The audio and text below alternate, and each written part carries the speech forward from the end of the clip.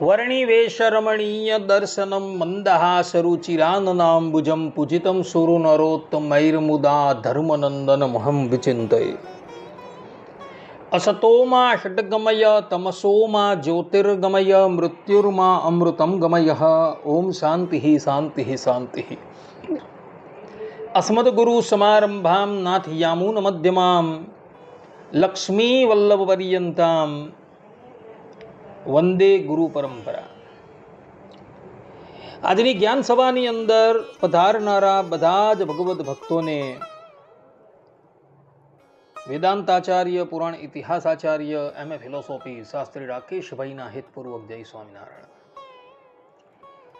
એક ભગવત ભક્તએ મને પ્રશ્ન કર્યો કે શાસ્ત્રીજી, કોઈક મહાપુરુષે કે ઋષિ મુનિએ કે દેવતાએ કે પરમાત્માએ કોઈક મૂર્તિ સ્થાપન કરી હોય અને એ મૂર્તિના કોઈક અંગ ભંગ થઈ જાય તો શું કરવું? શું એના સ્થાન પર, અર્થાત કે એને વિસર્જિત કરી એના સ્થાન પર નવી પ્રતિમા મૂકવી કે એની એ જ મૂર્તિને રિપેરિંગ કરી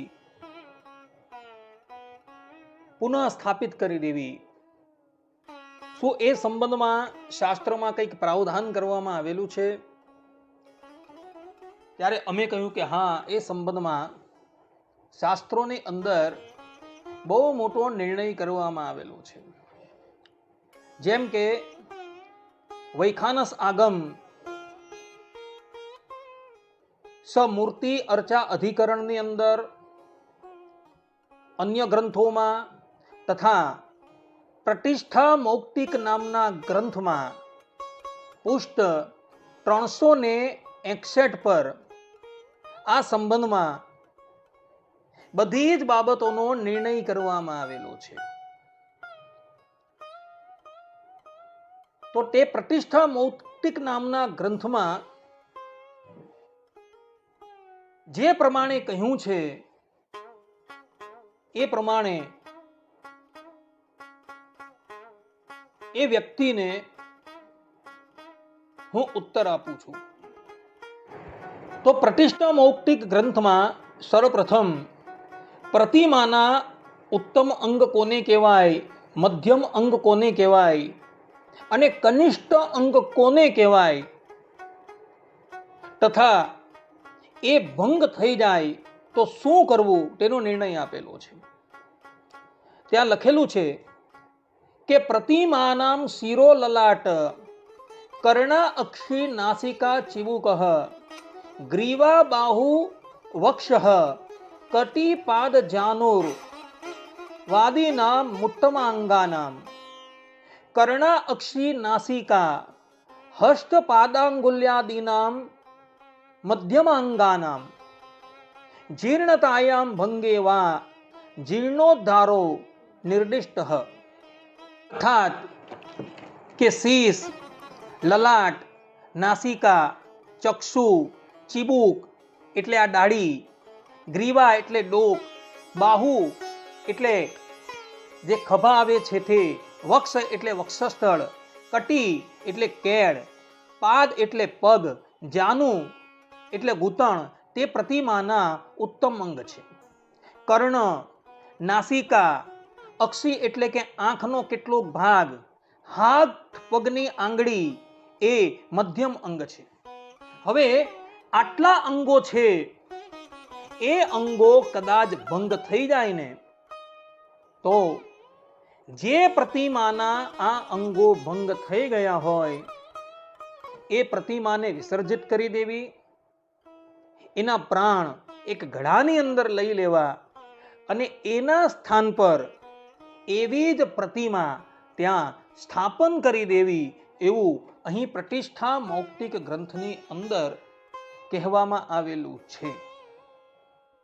પરંતુ આ જ પ્રતિષ્ઠા મૌક્તિક ગ્રંથમાં અગાડી આચાર્ય કહે છે કે અયમ જીર્ણોદ્ધારઃ સ્વયંભૂ મહાપુરુષ સ્થાપિત અનાદિમિદ્ધલિંગ પ્રતિમાનામ ન ભવતિ ઇદ્રગલિંગ પ્રતિમાનામ સ્वस्थानात् ચલને સ્થિરીકૃત્ય મહાભિષેકમ કુર્યાદ ઇતિ ત્રિવિક્રમઃ, અર્થાત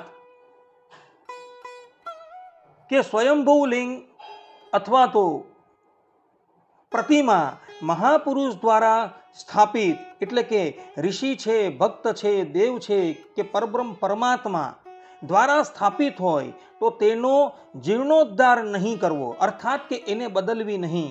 કદાચ એમાંથી કોઈક અંગ ભંગ થઈ જાય કે ચલાયમાન થાય તો તેને પુનઃ ત્યાં સ્થાપન કરી મહાઅભિષેક કરી દેવો. કહેવાનું તાત્પર્ય એ છે કે કોઈક મહાપુરુષે, કોઈક ઋષિએ, કોઈક દેવતાઓએ કે સાક્ષાત પરબ્રહ્મ પરમાત્માએ જે સ્વરૂપ સ્થાપન કરેલું હોય અથવા તો જે અનાદિ સિદ્ધ લિંગ હોય કે પ્રતિમા હોય ને એ કદાચ ભંગ થઈ જાય, એના હાથ છે, એના પગ છે ઇત્યાદિ અંગો ભંગ થઈ જાય તો એ પ્રતિમા કાઢી નાખવાની નથી, પરંતુ એના જે અંગો ભંગ થઈ ગયા હોય એને પુનઃ વ્યવસ્થિત રીતે સમારકામ કરી એનું સ્થાપન કરી દેવાનું છે. આ પ્રમાણે અહીં પ્રતિષ્ઠા મૌક્તિક ગ્રંથમાં જીર્ણોદ્ધાર વિધિ જે પુષ્ટ 361 પર આપેલી છે તેમાં આચાર્યએ આ પ્રમાણેનો નિર્દેશ આપેલો છે. માટે સંપ્રદાયના સુગ્નજનો આ વાત આત્મસાત કરી દે અને એ આપણા સંપ્રદાયમાં આપણા ઈષ્ટદેવ ભગવાન સ્વામિનારાયણે કે પ્રાચીન કોઈક આચાર્યએ કે કોઈ મહાપુરુષોએ જે સ્વરૂપની પ્રતિષ્ઠા કરી હોય અને એ સ્વરૂપ કદાચ ખંડિત થઈ જાય ને તો એના સ્થાન પર બીજું સ્વરૂપ લાવવાનું નથી, પરંતુ એ જ સ્વરૂપને રિપેર કરીને એના પ્રાણ સર્વપ્રથમ ઘટની અંદર લઈ પછી એને રિપેર કરી પુનઃ એની પ્રતિષ્ઠા કરી દેવાની છે. આ પ્રમાણેનું વિધાન અહીં પ્રતિષ્ઠા મૌક્તિક ગ્રંથની અંદર કરવામાં આવેલું છે. આ ઉપરાંત પંચરાત્ર શાસ્ત્રની ઈશ્વર સંહિતામાં તો ત્યાં લગીન કહેલું છે કે જે સ્વરૂપને પધરાવીને 100 વર્ષ થઈ ગયા હોય અને કદાચ પછી એ સ્વરૂપમાં કંઈક અંગ ભગ્ન થઈ ગયા હોય તો એ સ્વરૂપને કાઢી નથી નાખવાનું, પરંતુ એને રિપેર કરીને પુનઃ સ્થાપિત કરી દેવાનું છે. આ પ્રમાણેનું વિધાન ઈશ્વર સંહિતામાં બતલાવવામાં આવેલું છે.